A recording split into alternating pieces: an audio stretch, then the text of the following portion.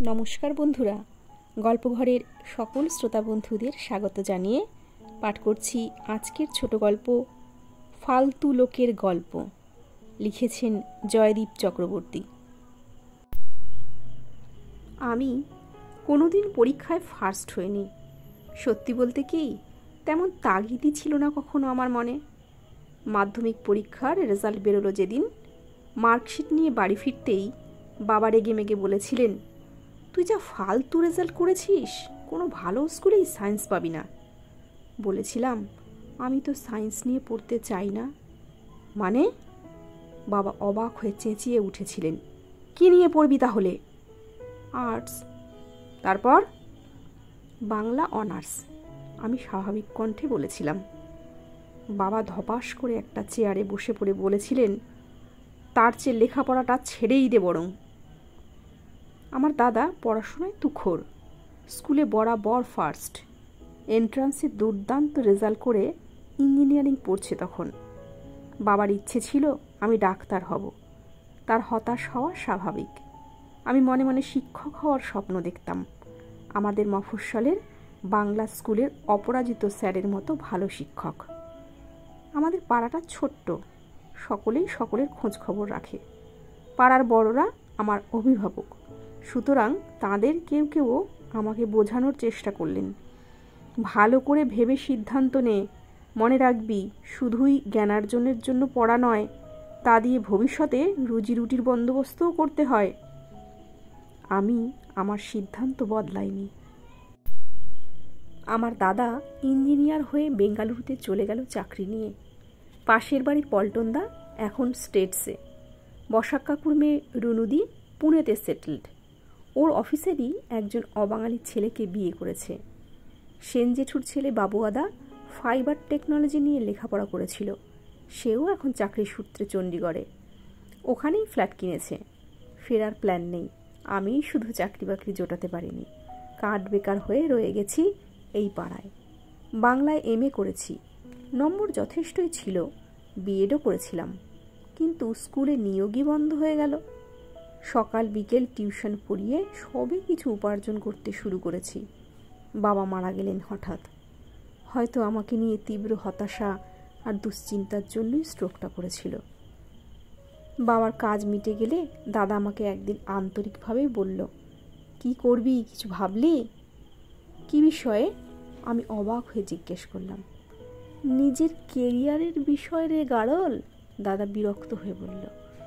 বাংলায় চাকরির বাজার তো বুঝছিস, এখানে পড়ে থেকে তোর ওই ফালতু কোয়ালিফিকেশান নিয়ে কি আদৌ কোনো কাজ পাবি? ঠান্ডা মাথায় ভেবে দেখ, তেমন মনে করলে এদিকটা একটু সামলে নিয়ে আমার কাছে চলে আয়। তারপর আমি একটু উদাসভাবে বললাম, এতদিন ওদিকে থাকার সুবাদে কিছু ওজনদার লোকজনের সঙ্গে আমার খানিক চেনা জানা হয়েছে। কাউকে ধরে টরে ছোটোখাটো কোনো কোম্পানিতে তোর জন্য ব্যবস্থা। আমাদের থেকে একটু তফাতেই মায়ের কাছে বসেছিল পৃথা।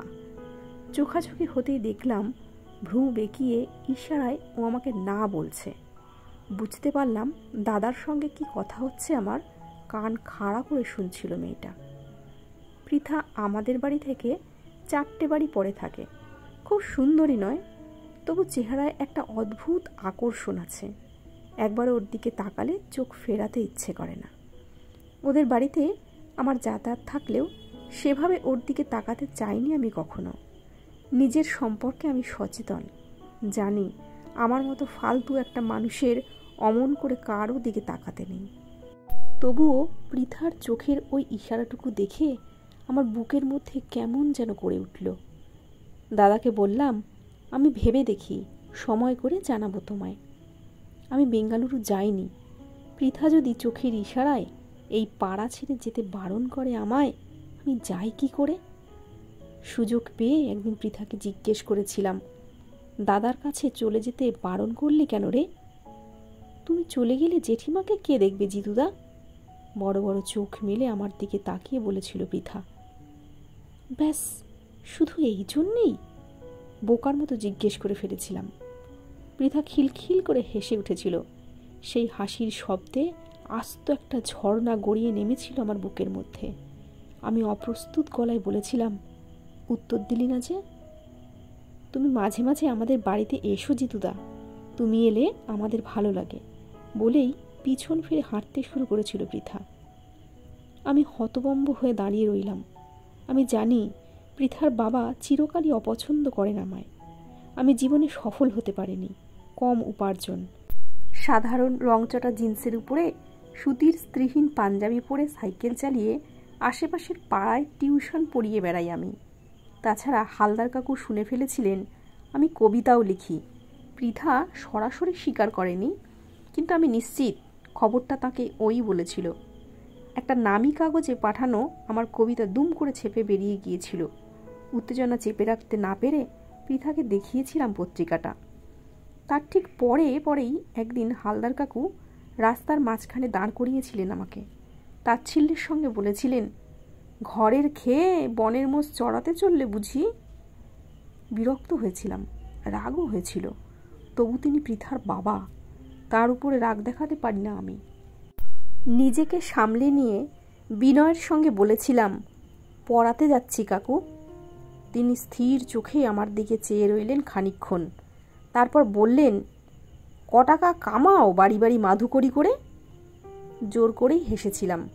বলেছিলাম, যা উপার্জন করি আমাদের ছোট্ট সংসার চলে যায়। তাই নাকি? হালদার কাকুর মুখ দেখেই বোঝা যাচ্ছিল বেজায় চটেছেন আমার উপরে। তিক্ত কণ্ঠে আমার মুখের উপর বলে দিয়েছিলেন তিনি, তোমার মতো অলস উদ্যমহীন পুরুষ মানুষ দুটি দেখিনি। পাড়ায় তুমিই একমাত্র অপদার্থ। নিজের দাদাকে দেখেও কিছু শিখলে না। স্কুলে পড়ানোর জেদ ধরে নিজেকে ডোবালে। শুনলাম ইদানিং নাকি আবার পদ্য লিখতেও সময় নষ্ট করছো। ভাত জোটানোর চিন্তা না করে অমন কাব্য আসে কোত্থেকে বলো দেখি? সময় পেরিয়েছে, তবু এই মানুষটা আমাকে পছন্দ করছেন শুনে সত্যি অবাক হলাম আমি। আমাদের পুরো পাড়াটাই এখন একটা বৃদ্ধাশ্রম। সব বাড়িতেই ওল্ড কাপল, ছেলেমেয়েরা প্রবাসী। বৃদ্ধ মানুষগুলোকে দেখাশোনা করা নেই কেউ। তাদের অধিকাংশেরই রোগ ব্যাধি আক্রান্ত, ওষুধ নির্ভর যাপন। একাকিত্ব সেই অপরাগতকে আরও বাড়িয়ে তুলেছে। এর মধ্যে হালদার কাকিমা মারা যাওয়ায় পৃথার বাবা এখন পুরোপুরি একা। তার চোখে মুখের কথাবার্তার দাপট মরে এসেছে। আমি যে আসলে ফালতু লোক, জীবনে কখনোই সত্যিকারের বড় হওয়া হবে না আমার, এই সত্যিটাকে হালদার কাকুও বোধহয় মেনে নিয়েছেন। পৃথা একটা চাকরি পেয়েছে, প্রাইভেট কোম্পানি। খাটনি দেদার, স্যালারি কম। তারই মধ্যে প্রাণপণ সংসার সামলাচ্ছে সে। পাড়ার যে কাকু কাকিমারা আমাকে ফালতু ভেবেছে চিরকাল, এখন আমাকেই আঁকড়ে ধরে বাঁচতে চাইছে সারাক্ষণ। আমি সময় পেলে তাদের কাছে যাই, গল্পগাছা করি, বাজার করে দিই, ওষুধ বিশুধ এনে দিই, ফোন রিচার্জ করে দিই। রাতের দিকে ওদের ছেলেমেয়েরা ভিডিও কলে কথা বলে, তাদের শরীরের খোঁজ নেয়, টাকা পয়সা লাগবে কিনা জিজ্ঞেস করে। ওরা প্রত্যেকে বলেন, জিতু আমাদের মস্ত ভরসা। যতদিন ও এই পাড়ায় আছে আমাদের জন্য একটুও চিন্তা নেই তোদের। মায়ের শরীরও ভেঙে গেছে, আর পরিশ্রম করতে পারে না আগের মতো। আমি জেনে গেছি সরকারি স্কুলের টিচার হওয়া হবে না আমার। পরীক্ষার মাধ্যমে স্বচ্ছ নিয়োগ হতে হতে বুড়ো হয়ে যাব। বিশ্বাস করতে শুরু করেছি বাবা দাদাই ঠিক বলতো, মন যা পড়ে আনন্দ পায় সেই পড়াশোনা সবসময় আর্থিক নিরাপত্তা দিতে পারে না। এই অদ্ভুত রাষ্ট্র ব্যবস্থায় শিক্ষার সঙ্গে কাজের তেমন কোনো মিল নেই। শুধু টিউশনের টাকায় চলছিল না, ইদানিং ছেলেমেয়েদের পড়িয়ে সুখও পাচ্ছিলাম না তেমন। শিক্ষিত হতে অধিকাংশেরই বড় অনীহা আজকাল। পৃথাকে একদিন বললাম, চল দুজনে মিলে একটা বিজনেস স্টার্ট করি। তুমি করবে বিজনেস, তাও আবার আমার সঙ্গে? বলেই খলখল করে হেসে উঠেছিল পৃথা। দাদা প্রায় প্রতিদিনই ফোন করে, বৌদিও, ওদের একই কথা। এইবার বিয়ে থা করে থিতু হজিতু। মায়েরও তো একজন হেল্পিং হ্যান্ড দরকার, একজন সবসময়ের সঙ্গী। আমি স্পষ্ট করে কিছু বলতে পারিনি ওদের। পৃথা তো চাকরি করে, সে কি করে মাকে সঙ্গ দেবে সারাদিন? আমি মৃদু গলায় বলেছি, মায়ের পক্ষে বেশি পরিশ্রম করা সম্ভব নয়। আমি সারাদিনের লোক রাখছি একজন, বাড়ির কাজ রান্নাবান্না সবই করতে পারবে এমন একজন। সে তো অনেক খরচ, তুমি পারবে? বৌদি আন্তরিকভাবেই বলেছিল। মাকে তো তোমার দাদা হাত খরচ পাঠায়, ওটা বাড়িয়ে দিতে বলবো খন। আমি কুণ্ঠার সঙ্গে বলেছিলাম, চিন্তা করো না তোমরা, আমি পারবো, বাড়তি টাকা পাঠানোর দরকার নেই। পৃথাকে বাদ দিয়েই ব্যবসাটা শুরু করেছি আমি। দাদা বাইরে, বাবা চলে গেছেন। অনেকগুলো ঘর ফাঁকাই পড়েছিল। বড় বাজার থেকে কিছু শাড়ি, নাইটি, ব্লাউজ, বারমুডা এনে দোকান খুলে বসলাম। কদিনের মধ্যে জমেও গেল ব্যবসাটা। উৎসাহ পেয়ে ব্যবসা বাড়ানোর কাজে মন দিলাম। আজ ছুটির দিন। সকালে টিউশন পড়িয়ে এসে বাইরের ঘরে দোকানে বসেছি। হঠাৎ পৃথা এসে হাজির। আলগোছে দু একটা নাইটি নাড়াচাড়া করতে করতে বলল, ব্যবসা তো বেশ জমিয়ে ফেলেছ দেখছি। আমি হেসে বললাম, তোকে বললাম, তুই তো রাজি হলি না। উপায় নেই গো জিতুদা। পৃথা দীর্ঘশ্বাস ছেড়ে আমার চোখে চোখ রাখল। তবে তোমাকে দেখে আজ ভারী ভালো লাগছে। এতদিন পর তোমাকে বেশ উদ্যমী লাগছে। মনে হচ্ছে তুমিও কিছু একটা করে দেখাতে পারো। বাবাও বলছিল। কি বলছিলেন কাকু? আমি পৃথাকে থামিয়ে দিয়ে বলে উঠি। বলছিল, ছেলেটা শুধু শুধু এত দেরি করলো, আর কদিন আগেই যদি কাজ করার এই উদ্যোগটা দেখাতো তাহলে কি হতো। কেমন যেন উত্তেজনা বোধ করি আমি। তুমি আজ বিকেল একবার আমাদের বাড়িতে এসো, বাবা ডেকেছে। পৃথা ভারী মিষ্টি করে হাসলো আমার দিকে চেয়ে। তারপর তড়িঘড়ি উঠে দাঁড়িয়ে বলল, আমি এখন যাই, তুমি অবশ্যই এসো কিন্তু। কাকু বাইরের ঘরের রকিং চেয়ারে বসেছিলেন। আমাকে সামনের সিঙ্গেল সোফাটা দেখিয়ে বললেন, বসো। তার গলায় স্নেহ ঝরে পড়ছিল আজ। আমার বুকের মধ্যে ধুকপুক আওয়াজ উঠল। পৃথা চা দিয়ে গেল। অন্যদিন আমি গেলে সামনে এসে বসে পড়ে, কিন্তু আজ বসলো না। আমি মনে মনে মজা পেলাম। বুঝলাম কাকু যে কথা বলার জন্য এতদিন পর নিজে থেকে ডেকে পাঠিয়েছেন, সে কথা সামনে বসে শুনতে নিশ্চিত লজ্জা পাচ্ছে পৃথা।